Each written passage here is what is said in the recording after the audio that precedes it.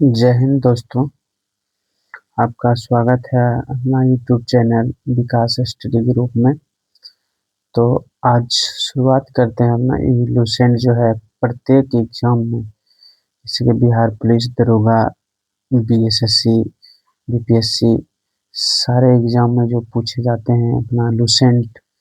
तो आज से नया सेशन चालू करेंगे, तो आप लोग बने रहिएगा अंत तक। और एक बात बता दूं कि जो भी नया आए हुए हैं इस चैनल पे, सबसे पहले वो दोस्तों सब्सक्राइब कर दें और शेयर कर दें, कमेंट करें, ताकि मोटिवेट मिलते रहे और आपके लिए अच्छा से अच्छा वीडियो बनाकर आपके पास भेजूं। तो चलिए ज़्यादा टाइम नहीं लेते हुए आज से जो है ये भारत का इतिहास जो आप लोग के पास है लूसेंट, लेकिन बहुत सारा ऐसा स्टूडेंट है जो पढ़ने का तरीका कैसे है नहीं है, कुछ आदमी को याद रहता है, कुछ आदमी को याद नहीं रहता है। और कैसे पढ़ें जो जल्दी सिलेक्शन हो जाए, तो उसका अच्छे तरीका से आज चालू करेंगे। लूसेंट फर्स्ट चैप्टर जो है आपका भारत का इतिहास जो दिया गया आप लोग देख रहे हैं। तो आज से मैं शुरुआत करता हूँ और आप लोग के बीच तो ध्यान से देखेंगे। बोल रहा है कि हिमालय है ना, हिमालय जो है उत्तर में हिमालय से लेकर दक्षिण में समुद्र तक यह महाद्वीप भारतवर्ष के नाम से जाना जाता है। यानी भारत का जो है उत्तर में क्या है, हिमालय है, और दक्षिण में समुद्र तक यह महाद्वीप भारतवर्ष के नाम से जाना जाता है, जिसे महाकाव्य तथा पुराणों में भारतवर्ष अर्थात भारत का देश कहा गया है।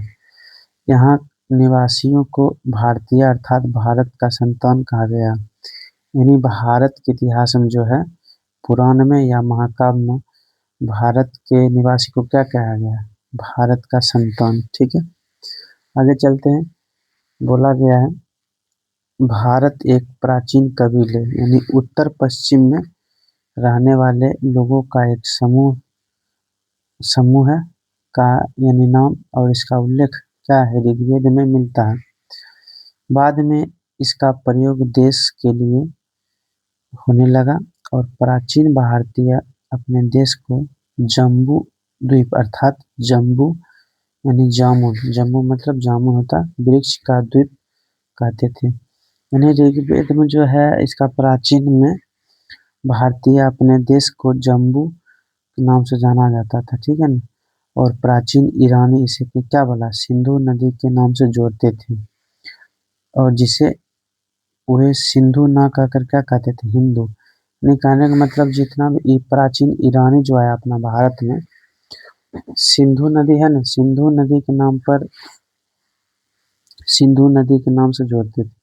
जैसे कि सिंधु अपना भारत में सिंधु नदी है, और सिंधु नदी को ना कहकर क्या बोलते थे, हिंदू, और हिंदू से ही अपना भारत क्या पड़ा, हिंदुस्तान पड़ा।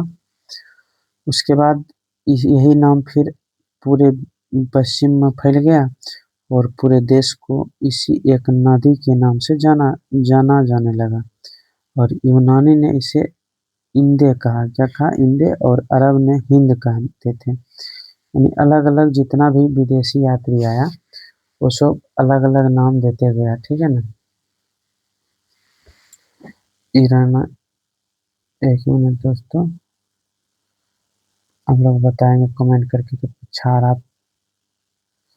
ठीक है, तो अरब ने क्या करने लगा, हिंद कहते थे, और यूनानी ने इंदे कहते थे, और मध्यकाल में इस देश को हिंदुस्तान कहने जाने लगा ना। प्राचीन में जो ये सब था, मध्यकाल में क्या कहने जाने लगा, हिंदुस्तान कहे जाने लगा। और ये शब्द यानी हिंदू शब्द जो है क्या है, फारसी शब्द है। क्या फारसी शब्द का बना है, और यूनानी भाषा के इंदे के आधार पर अंग्रेजी में इंडिया कहा गया है। ये फारसी शब्द हिंदू क्या फारसी शब्द है, और इंडिया जो है यूनानी शब्द है, इंडे से इंडिया बना है। ठीक है दोस्तों, आगे चलते हैं। देखिए उसके बाद क्या है, विंध्य की पर्वत श्रृंखला, विंध्य का जो पर्वत श्रृंखला है देश को उत्तर और दक्षिण के दो भागों में बांटती है। ये क्वेश्चन पूछता है, विंध्य या विंध्याचल बहुत पूछेगा। उत्तर भारत को दक्षिण भारत से अलग कौन करता है, तो विंध्याचल का पर्वत है, ठीक है ना, दो भाग में बांटता है। अब देखिए क्या बोल रहा है, उत्तर में इंडो यूरोपीय परिवार की भाषाएं बोलने वाले की द्रविड़ में, द्रविड़ परिवार भाषाएं बोलने वाले बहुमत बहुमत है।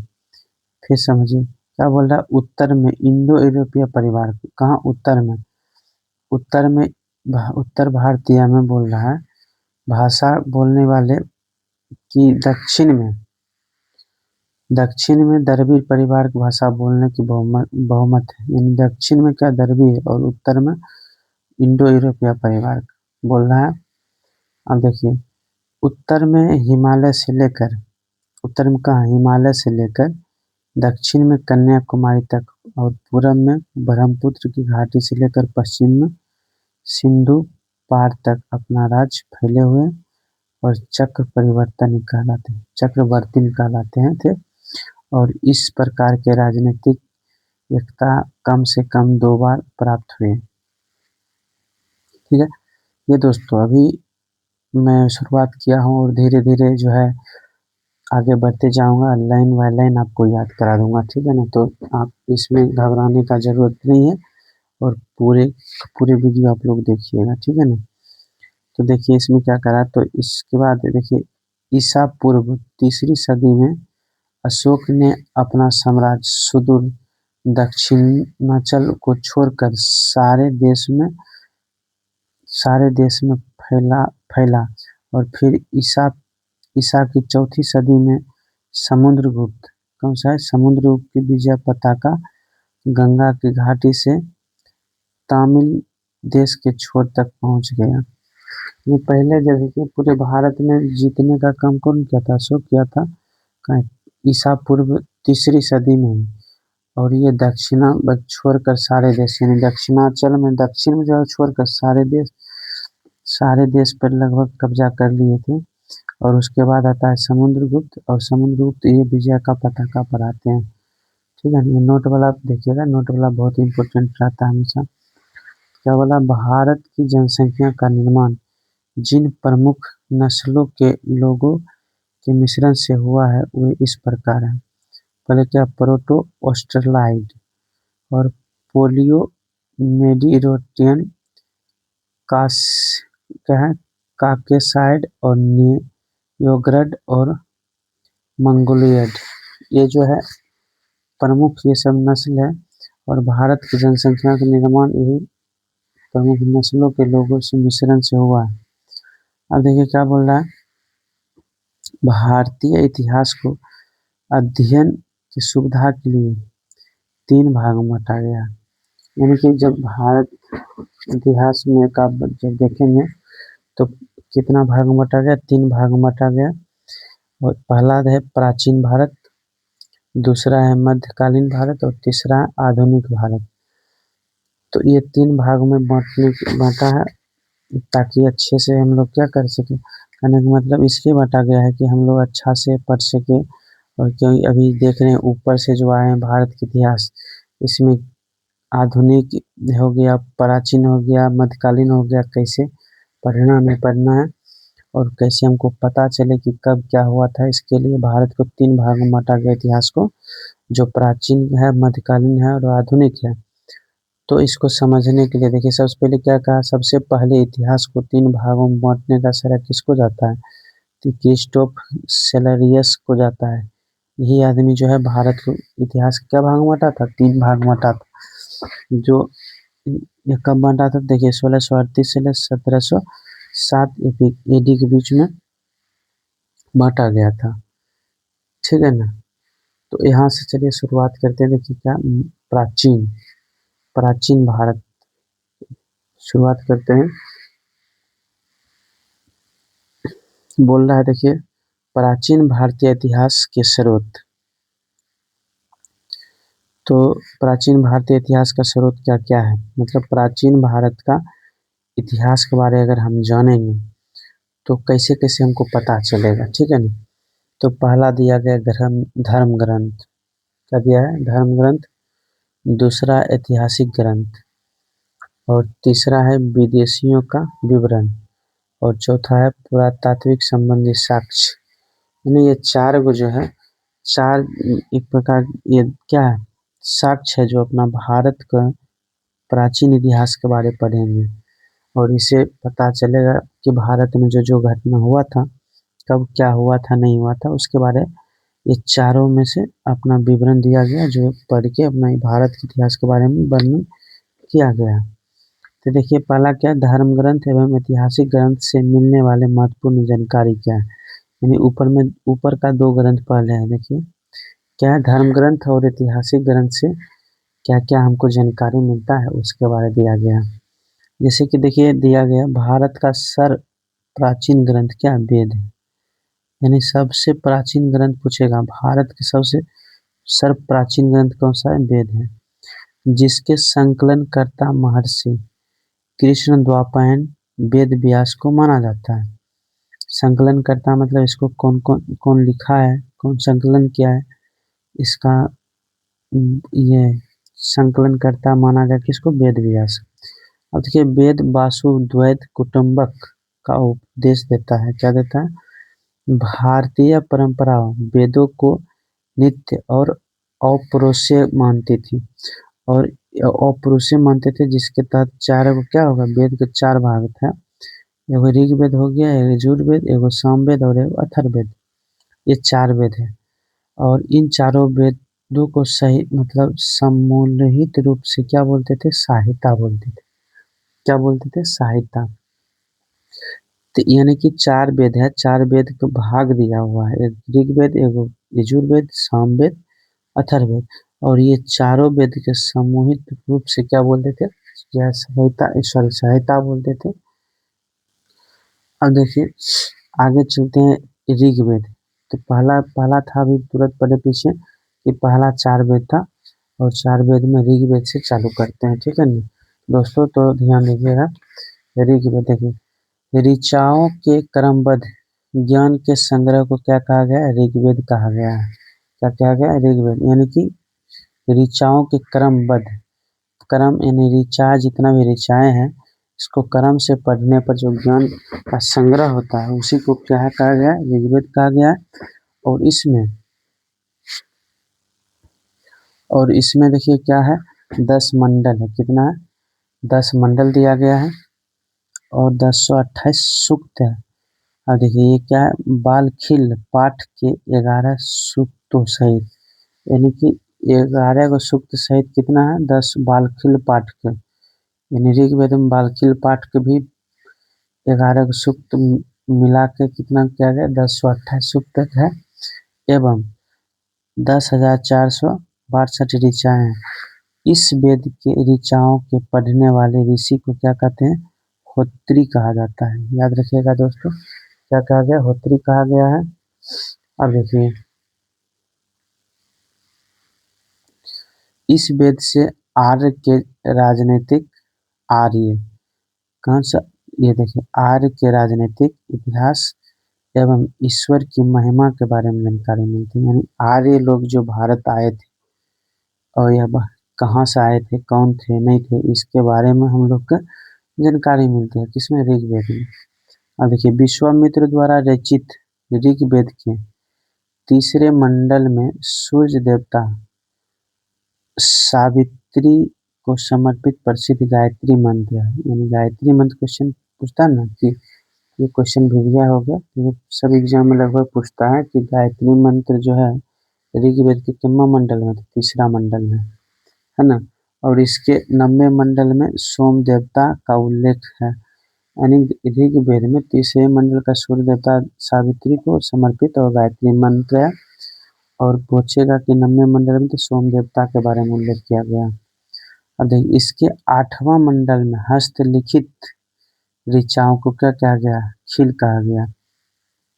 यानी खिल किसे कहा गया, तो 8वां मंडल को कहा गया खिल। अब देखिए इस है ना, ऋग्वेद का 10वां मंडल, इसमें नंदी स्तुति सूक्त यानी नदियों का प्रशंसा और पुरुष सूक्त वैदिक समाजशास्त्र। नासदीय सूक्त यानी ब्रह्मांड के सृजन से संबंधित विभिन्न अनुमान और सूर्य सूक्त जो विवाह श्लोक आदि सम्मिलित है 10वां मंडल में। मतलब समझे, कहने का मतलब यह है कि नदी स्तुति मतलब नदी की प्रशंसा किया गया है। पुरुष सूक्त जो है यानी वैदिक काल में जो था समाज कैसे रहता था उसके बारे में दिया गया। और सूर्य सूक्त जो है यानी आइए किए है नसदीय सूक्त मतलब ब्रह्मांड का सृजन कैसे हुआ है उसका अनुमान कैसे लगाया गया है उसके बारे में बताया गया है। और दूसरा है कि सूर्य सूक्त यानी विवाह श्लोक के बारे में बताया गया। अब देखिए नेक्स्ट अगला है कि चतुष्वर्णीय समाज की कल्पना आदि का स्रोत ऋग्वेद के 10वां मंडल में वर्णित किया गया। ये क्वेश्चन बहुत बढ़िया हो गया। क्वेश्चन पूछता है कि चतुष समाज का कल्पना ऋग्वेद के कितवां मंडल में, तो 10वां मंडल में, जिसे पुरुष सूक्त कहा गया है। पुरुष सूक्त के अनुसार देखिए 4 वर्ण है, जैसे ब्राह्मण हो गया, क्षत्रिय हो गया, वैश्य हो गया, शूद्र हो गया। आदि पुरुष ब्राह्मण के कर्म से देखिए मुख, भुजा, जंघा और चरणों से उत्पन्न हुए। यानी मुख से क्या हुआ है ब्राह्मण, मुख से क्या आया है ब्राह्मण उत्पन्न हुए, भुजा से क्षत्रिय और जंघाओं से वैश्य और चरण से शूद्र। तो ये 4 गो जो है पुरुष सूक्त जो है ब्रह्मा के ये सब ब्रह्मा से उत्पन्न हुए। अब देखिए धर्म सूत्र जो है 4 प्रमुख जाति की स्थितियां बताता है ना। जाति की स्थिति, व्यवसाय, दायित्व और कर्तव्य तथा विशेषाधिकारों को स्पष्ट विभेद करता है। विभेद मतलब अलग करता है धर्म सूत्र। अब आइए ऋग्वेद के कई परिच्छेदों में है ना, परिच्छेदों में प्रयुक्त अधन मतलब जिसका वध नहीं किया जाता उसको क्या बोलते हैं अधन। और शब्द का अर्थ होता है गाय, यानी गाय का कभी वध नहीं किया गया है ना। ऋग्वेद में बताया पूछता है क्वेश्चन अधन जो शब्द है किसके लिए है, तो गाय के लिए। और गाय को क्या कहा ऋग्वेद में वध नहीं किया गया। और ऋग्वेद में देखिए ब्रह्मा का उल्लेख तो है किंतु आत्मा का उल्लेख नहीं है। ऋग्वेद में किसका उल्लेख है ब्रह्मा का उल्लेख है, लेकिन किसका उल्लेख नहीं है, तो आत्मा का उल्लेख नहीं है। आगे चलते हैं, देखिए इसमें देखिए क्या दिया गया है, बोला ईसा पूर्व और ईस्वी पूर्व।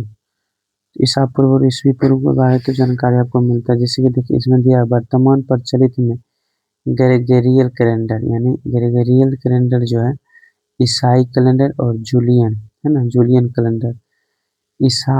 ईसाई धर्म ईसा मसीह, ईसाई धर्म जो है ईसा मसीह, क्वेश्चन पूछता है ना ईसाई धर्म संस्थापक कौन है, तो ईसा मसीह।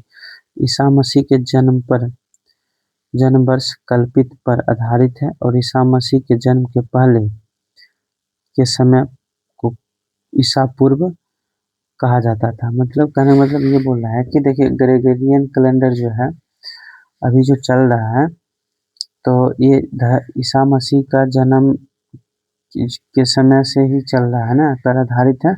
और ईसा मसीह जब जन्म हुआ था फर्स्ट ईस्वी में, तो उससे पहले जो चलता था वो बीसी चलता था। बीसी मतलब बिफोर द बर्थ ऑफ है ना जीसस क्रिस्टस।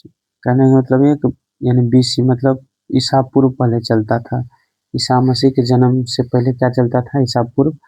और जब इनका जन्म हुआ है तब से हम लोग ईस्वी में चलते हैं। तो देखिए यहाँ बताया ईसा पूर्व में जैसे कि यह वर्षों की गिनती उल्टी होती थी। पहले कैसे होता था, गिनती उल्टी होती थी। उल्टी में तो जैसे कि देखिए महात्मा बुद्ध का जन्म हुआ था 563 ईसा पूर्व में और मृत्यु हुआ 483 ईसा पूर्व में। अब देखिए आदमी अभी जैसे मान लीजिए कहेगा ना कि जैसे 2026 है और 2026 में जन्म लिया 2000 ईस्वी में मर गया, तो क्या बोलेगा आदमी, वो आगे नहीं बढ़ता है और यहाँ क्या पीछे हो रहा। मतलब ये जो है ईसा मसीह जो है इनके जन्म से पहले उल्टी गिनती होती थी। और जब जन्म इनका हुआ 1 ईस्वी में, तो तब से हम लोग आगे मतलब कैलेंडर जैसे है, आगे गिनती सीधा गिनती चालू होता है, तभी यहाँ दिया गया है। जैसे महात्मा बुद्ध का जन्म 563 में हुआ और इनका मृत्यु क्या हुआ, 483 में हो गया। यानी ईसा मसीह के जन्म के समय 563 ईसा पूर्व था, है ना, महात्मा गांधी जो है, महात्मा बुद्ध का सॉरी जन्म, और 483 ईसा पूर्व में उनकी मृत्यु हो गई। मृत्यु हो गई तो ईसा मसीह की जन्म तिथि से आरंभ सन ईस्वी कहलाता है। सन ईस्वी मतलब अभी जो चल रहा है, ईसा पूर्व जो ईसा पूर्व पहले था, और जन्म के समय से आरंभ होता है ईस्वी, और इसके संक्षिप्त में लिखी ईस्वी ना, संक्षिप्त में लिखा जाता है ईस्वी लिखा जाता है। और ईस्वी को देखिए लैटिन भाषा के शब्द एडी है, एडी में क्या, एनो डोमिनी है ना, एनो डोमिनी, जिसका अर्थ होता है in the year of Lord, यानी जीसस क्रिस्टस, ये बताया गया। आप देखिए यहाँ देखिए क्या दिया है, विंसेंट अर्थात स्मिथ ने प्राचीन भारत का पहला सुव्यवस्थित इतिहास अर्ली हिस्ट्री ऑफ इंडिया 1904 में तैयार किया था। यानी अर्थर स्मिथ क्या किया है, भारत का पहला सुव्यवस्थित इतिहास जो है अर्ली हिस्ट्री ऑफ इंडिया 1904 में तैयार किया था। और इसका जो है ये पुस्तक का 1/1 मतलब 1/3 भाग में केवल सिकंदर आक्रमण के बारे में वर्णित किया गया। क्वेश्चन पूछेगा कि 1/3 जो भाग है सिकंदर का कौन सा बुक में वर्णित किया गया है, ये किया गया अर्ली हिस्ट्री ऑफ इंडिया। और इसमें देखिए भारत को स्वेच्छाचारी शोषण वाला देश कहा गया है, स्वेच्छाचारी शोषण वाला देश, और जिसे ब्रिटिश शासन की स्थापना से पहले कभी राजनीतिक एकता का अनुभव नहीं हुआ। उन्होंने लिखा, वस्तुतः भारतीय इतिहासकारों का सरोकार शासन के एकमात्र स्वरूप तानाशाही से है। समझे, देखिए वस्तुतः देखिए क्या कहा गया, वस्तुतः भारतीय इतिहासकारों का सरोकार किसको है, यहाँ का तानाशाही को कहा गया है। और देखिए यहाँ आप चलते हैं आगे, बोला कि 52 अवतार में 3 पगों के आख्यान प्रचलित जो स्रोत है ऋग्वेद में, यानी ये भगवान विष्णु जो है ना, विष्णु भगवान जो 52 अवतार जो 3 पग वाला जो एक ब्राह्मण के रूप में जन्म लिए थे, 3 पग जो पूरा पृथ्वी नाप देते हैं, तो इसी में वर्णित किया गया ऋग्वेद में। देखिए यहाँ दिया गया है 52 अवतार। देखिए 52 अवतार भगवान 52 श्री हरि के पहले ऐसे अवतार थे जो मानव के रूप में प्रकट हुए, और उनके पिता ऋषि कश्यप है, कश्यप ऋषि एवं माता आदिति थी। यानी कि ये क्वेश्चन जैसे है, क्या बोला कि 52 अवतार के जो मानव के रूप में प्रकट हुए थे, उनके पिता का नाम क्या था, ऋषि कश्यप था, और माता आदिति थी, और ये 52 ब्राह्मण के रूप में जन्मे थे। भागवत पुराण के अनुसार 52 पुराण का उद्देश्य भगवान विष्णु द्वारा इंद्र को पुनः स्वर्गलोक का अधिकार दिलाना था। मतलब अधिकार उनसे छीन गया था, इंद्र भगवान का क्या था, स्वर्गलोक का अधिकार छीन गया था। इसलिए जो है ना विष्णु भगवान धरती पर जो ब्राह्मण के रूप में जन्मे थे और बौना थे ना, बौना थे। और 52 जो है 52 भगवान को दक्षिण भारत में उपेंद्र कहा गया। 52 को दक्षिण भारत में क्या किया गया है, उपेंद्र के नाम से जाना जाता था। अब देखिए बोला गया ऋग्वेद में इंद्र के लिए 250 और अग्नि के लिए 200 ऋचाएं की रचना की गई है। ऋग्वेद में इंद्र के लिए कितना 250 और अग्नि के लिए बोलेगा तो 200 ऋचाएं की रचना की गई है। प्राचीन इतिहास के साधन के रूप में वैदिक साहित्य में जो है ऋग्वेद के बाद शतपथ ब्राह्मण का स्थान आता है। यानी कि प्राचीन इतिहास में ऋग्वेद के बाद पूछेगा किसका स्थान आता है, तो शतपथ ब्राह्मण का स्थान आता है। यहाँ दिया गया है, यूनेस्को ने पुणे के भंडारकर ओरिएंटल रिसर्च इंस्टीट्यूट में संरक्षित ऋग्वेद, यूनेस्को का जो है पूना में भंडारकर ओरिएंटल इंस्टीट्यूट है, उसमें ऋग्वेद अच्छा सही सुरक्षित रखा गया, और उसमें 3 पांडुलिपियों को वर्ष सॉरी 30 बोला गया ना, 30 पांडुलिपि जो है वर्ष 2007 में memory of the world register में शामिल किया गया। कितना अच्छा क्वेश्चन है देखिए। तो ये क्वेश्चन बहुत अच्छा, आदमी बोलता है कि इस लुसेंट में कुछ है ही नहीं। क्वेश्चन देखिए हिसाब से दाग देगा, बोलेगा पता नहीं है कहाँ से पूछ दिया है। तो देखिए क्या कहा गया है कि ऋग्वेद में जो है 30 जो है पांडुलिपि 2007 में memory of the world register में शामिल किया गया है। और ये है कहाँ, तो पूना में जो है ओरिएंटल रिसर्च इंस्टीट्यूट में उसमें सुरक्षित रखा गया है। अब चलते देखिए, ऋग्वेद खत्म हो गया, यजुर्वेद चलते हैं। यजुर्वेद में कहा गया स्वर पाठ के लिए, है ना, सस्वर पाठ के लिए मंत्रों तथा बलि के समय अनुपालन के नियम, है ना, अनुपालन के लिए नियमों का आकलन यजुर्वेद कहलाता है।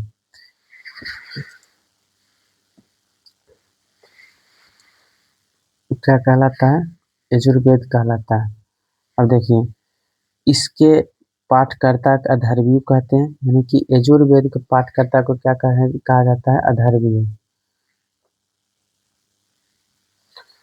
अब देखिए उसके बाद दिया गया है यजुर्वेद में यज्ञों के नियम एवं विधि विधानों का संकलन मिलता है। यानी कि जितना भी पहले राजा महाराजा होते थे वो सब यज्ञ करवाते थे, और यज्ञ करवाते थे, विधि विधान बनाते थे। कोई भी अपना राज्य का विधि होता था तो ये सब नियम संकलन सभी कहाँ से मिलता है?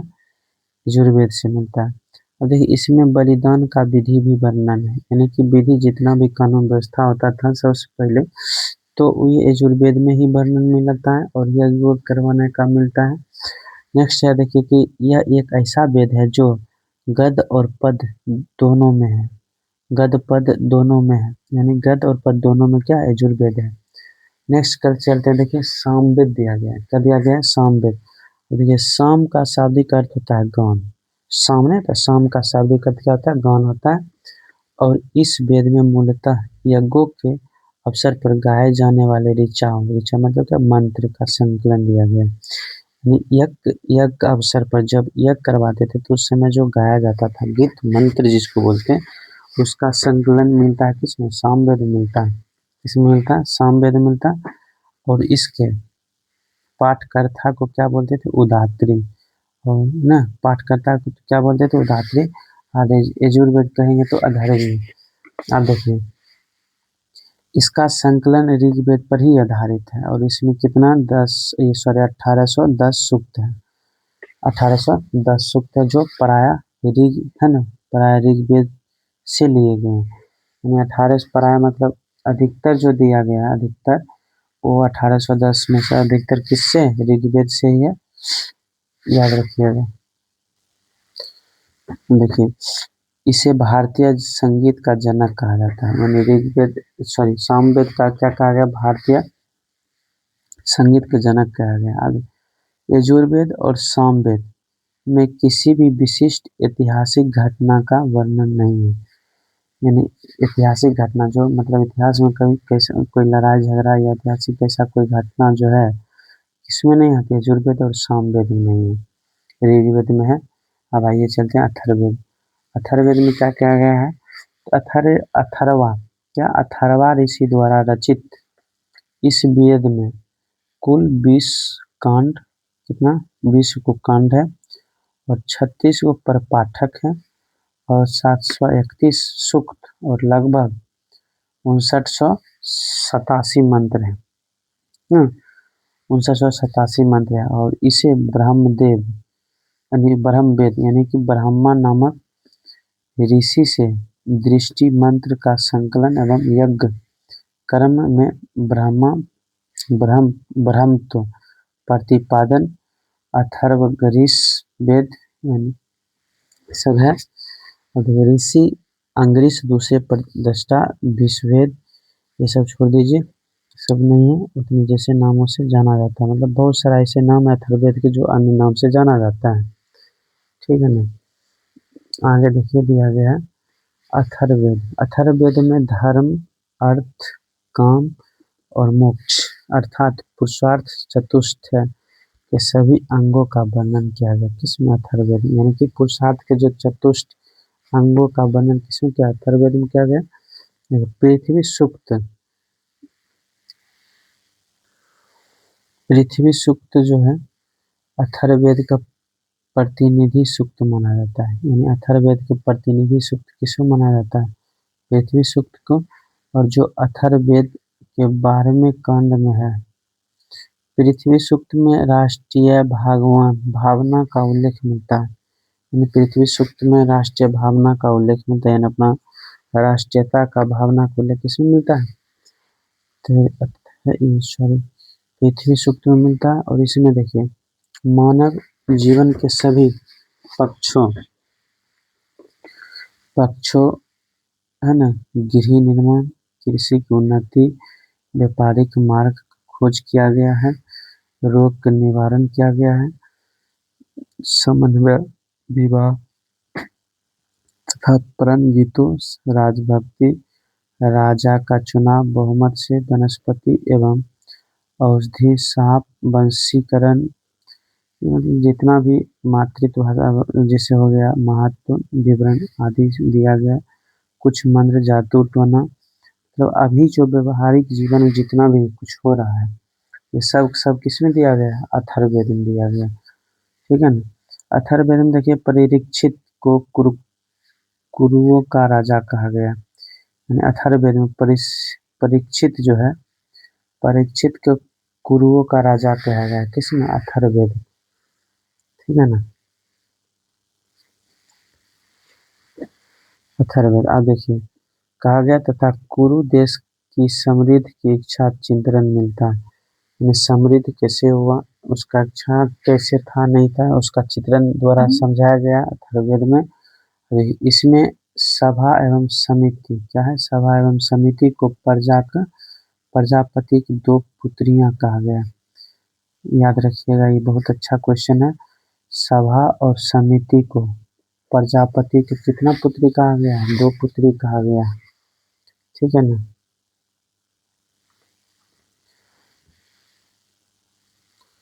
उसके बाद देखिए, वेदों की कई शाखाएं हैं जो वैदिक अध्ययन तथा और व्याख्या से जुड़े विभिन्न दृष्टिकोणों का प्रतिनिधित्व करती हैं। शाकल शाखा जो है ऋग्वेद से जुड़ी एकमात्र जीवित शाखा है। ये शाकल शाखा जो है ना, वो किससे जुड़ी है? तो ऋग्वेद से जुड़ी है, जो जीवित शाखा है। और यजुर्वेद में जो शुक्ल जो यजुर्वेद में शुक्ल, उसके बाद है दिया गया यजुर, कृष्ण यजुर, 2 शाखाएं में बट गए। यानी शुक्ल जो है यजुर्वेद को शुक्ल यजुर और कृष्ण यजुर 2 शाखा में बट गया। कौन? यजुर्वेद की। एक हो जाएगा आपका शुक्ल यजुर और दूसरा कृष्ण यजुर बट गया। आप देखिए, मध्यान्ह और काण्व शुक्ल यजुर अथवा वाजसायन साहित्य को शाखाएं हैं। कृष्ण यजुर से जुड़ी शाखा, ये सब छोड़ दीजिए, से उतना भी याद नहीं है। ठीक है ना। क्वेश्चन ये देख लीजिए, सबसे प्राचीन वेद पूछेगा तो ऋग्वेद, और सबसे बाद का वेद पूछेगा तो अथर्ववेद। ये दिया गया। ये अच्छा है क्वेश्चन। यानी कि प्राचीन वेद आपका हो गया ऋग्वेद, और नया जो वेद है, बाद का जो वेद है, वो क्या हो जाएगा? अथर्ववेद हो जाएगा। ठीक है ना। तो दोस्तों, आज के लिए इतना ही, क्योंकि वीडियो लंबा हो जाएगा। इसके लिए आज बस इतना ही रहने देते हैं। कल से हम लोग चलेंगे ब्राह्मण, आरण्यक और उपनिषद। तो दोस्तों, तो समय देने के लिए बहुत बहुत धन्यवाद। और देखिए, इसी तरह मैं सारे लोसेन को लाइन बाय लाइन आपको समझाने का प्रयास करूँगा, और जितना भी हो सके आप लोग टाइम दीजिए इस पे, और अच्छा से अंत तक वीडियो देखिए अंत तक, और कमेंट सब्सक्राइब जरूर करें दोस्तों, क्योंकि हम लोग इतना मेहनत करते हैं। बस आपका एक सब्सक्राइब मुझे बहुत आगे तक लेके जाएगा, और आप लोग को भी, क्योंकि आपके लिए इतना भी टाइम देते हैं बनाने के लिए। अच्छा अच्छा वीडियो से बनाएंगे। लुसेंट को देखिए, एक पेज बाय पेज आपको जो है मैं समझाऊंगा, और पूरा लुसेंट खत्म कर दूंगा। ठीक है ना, जिससे आपको जीके जीएस में अच्छा पकड़ हो जाएगा और आने वाला आगामी में जो है मद्य निषेध बीएसएससी ये सब ये जैसे दरोगा का मेंस हो गया, इसमें बहुत आपको लाभदायक होगा। तो दोस्तों आज के लिए इतना ही बस। धन्यवाद समय देने के लिए। नेक्स्ट वीडियो का इंतजार कीजिए।